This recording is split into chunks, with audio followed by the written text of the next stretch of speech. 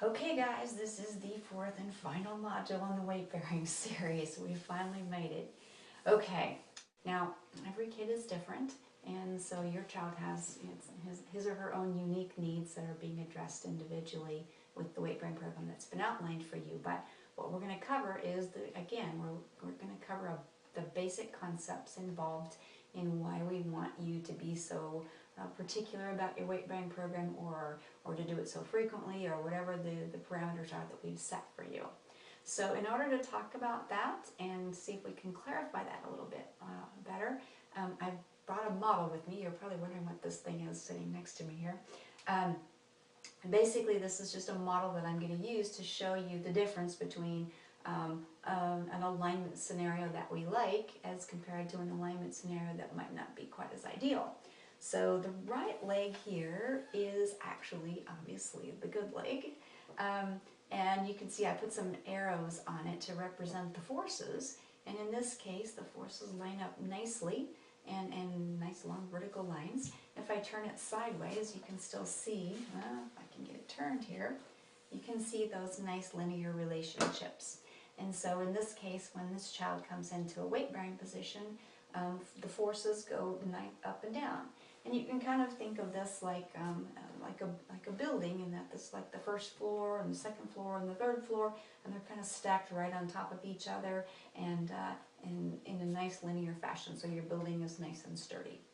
Now, probably if you're in a weight-bearing scenario, you may not have an ideal alignment situation, or you may not have an ideal situation for other reasons. And so we've asked you to put your child in either like a device, a standing device, or we've given you some sort of equipment or some sort of program that we want you to implement, so that we can start to increase the amount of weight bearing, and more importantly, increase the amount of good weight bearing that your child is experiencing. So in order to talk about what things we want to change, I've set this leg up to be the less desirable leg. Now, I've introduced some angular forces here. Your child's leg might not look like this, but this is just going to basically go through the general concept of what can happen when some of those forces start to not look quite as nice as they did on this other side. So what I did was I took this leg and I introduced some rotation and some bending, and to kind of simulate either contractures or some changes in skeletal structure over time that might have been introduced because of some problems that this child had. And so we're going to imagine that this leg can't be straightened out, that this is what we have. And so one thing I want you to mention before we go into actually putting this leg on the ground to let it be weight bearing, is that I want you to appreciate that we actually have, because of some of the issues that I've created here, I've made this leg be functionally shorter than the other side. So if I were to straighten everything out like it was before, this bone and this bone are the same length, and this bone and this bone are the same length. And so ideally, if I have everything straight, these legs would be the same length. But because of these rotational and forces and these deviations, this leg appears to be shorter. So the reason I want to tell you that is because when I drop this leg down here in a second to meet the ground, you're going to see some influences on this other leg as well. And so in case your attention starts to drift the other direction and you're going, ooh, that leg looks like it might not be lined up as well as it was before, you are absolutely right. So as these lines start to drop down to the ground, I'm going to go ahead and drop this leg down now. As we move down here, you're going to start to see how these angular forces start to kind of relate to each other in a not so great way as compared to the other one. However, when I did drop this, you're going to see we did start to lose a little bit of that linear relationship that was on this side before. So the side point being made on that one, that even when you have a good structured leg on one side, if you have issues on the other side, the fact that that leg has to meet the ground in a certain way can affect what's happening on the good side.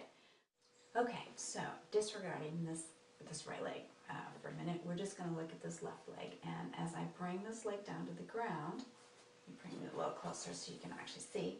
as I bring it down to the ground, bring this leg down to the ground, and I see this angular force, what we have to appreciate is that the stresses on this leg are now way different than the stresses are on the other leg. Remember that building we talked about with the first and second and third floors being stacked right on top of each other?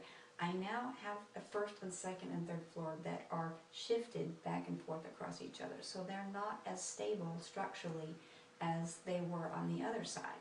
So now we have forces introduced that are not exactly going to cue the modeling that the other leg would have cued before. So let's see if we can figure out a way to look at this a little more clearly. So I brought something else for you to look at, and no, it's not a bagel this time. I brought some pipe cleaners to represent. Now, remember we had our collagen strings and our paste to represent our bone structure. Well, I'm going to we're going to use a different model here, and these pipe cleaners are going to represent both the collagen and the mineral components that are making up the collagen matrix for the bone structure. And so I'm going to represent a bone with these four parallel structures here, and I'm going to introduce some vertical forces on that, just like we had in this leg, these up and down forces.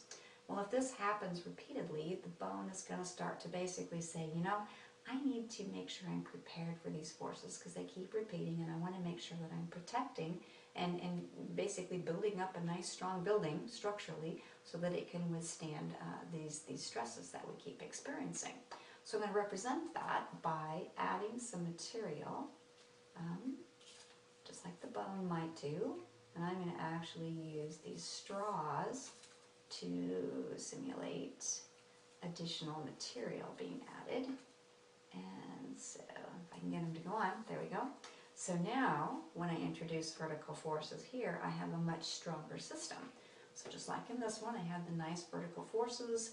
I basically created a nice general strengthening response, and now I can handle even more force up and down when, as the system goes out and moves and plays and goes through activities.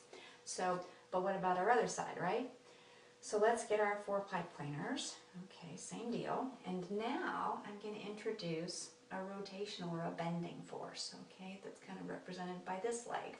So as I come in here with my pipe cleaners and I bend and rotate this system, I start to introduce kind of a focal pressure, a problem right here at this bend. And if I were going to come in here and stop this system or protect or help this system, what would I do? I would grab right at the bend, right? Well, that's exactly what happens, is we come in and the body says, you know what, I am concerned about that bend, and so I'm going to add some material here. If I can get this to go in here, I'm going to add some materials so that I don't have to worry about that bend as much. And so I'm going to introduce some extra material, and there we go. And actually, I'm going to take this one out, and I'm going to put some more material right there so that it's nice and strong. So when that bend happens, okay, I have protected that area from that bending motion. Now you'll notice I couldn't get this strand in. I was meaning to get 3 in there, but we got 2 in there. That's good enough. But I have some strands that weren't actually incorporated in this process of building up and protecting this particular area. So basically the body was feeling like these were the points of stress, these were the pieces of the matrix that were getting the most stress and needed the most help. And they weren't feeling a lot of stress and pressure on these, so nothing happened to them. So they didn't feel a need to come in and actually make any additional changes to this part here. Now if over time this continues to happen and this continues to build up and these continue to be ignored, at some point the body's going to go, you know, these are really kind of extra. I'm really not using this material that much. And they may start to break this material down and release some of the, you know, the calcium or whatever into the bloodstream so that it can be used elsewhere, since it's really not in the body's mind being used for structure at the moment. So this is a very different situation than we had here where the body was basically saying, I need this information, I need it protected, I need it supported, and all 4 of the pipe cleaners remained protected and supported.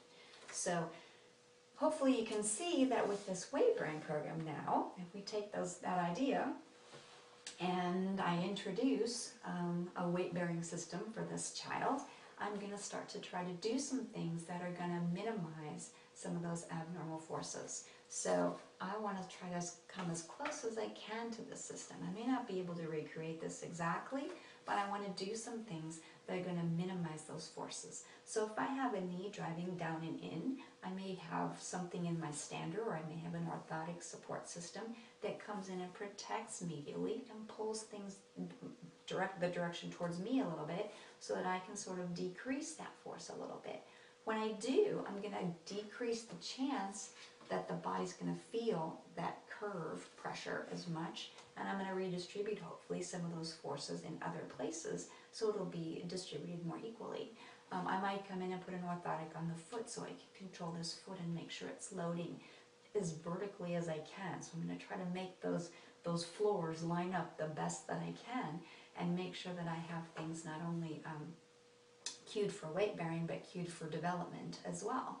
So that's basically what the weight bearing program is to come in and try to make sure that we are approximating the most ideal structural alignment that we can, so those forces and the stresses that are introduced are going to allow the bones to grow and develop and repair and protect themselves in the best way that we can get them, in the best way possible, basically. So I'll get it out eventually. Okay, so hopefully now you have enough of a general concept that you can now tackle the internet and go out there and look up some of those things on weight-bearing programs, and maybe have a few of the sites with lots of detail make a little bit more sense now. And more importantly, I hope that what you feel like you can do is generate some questions now that you can take back to your therapist or your physician, so that you're going to feel more comfortable in executing that weight-bearing program for your child.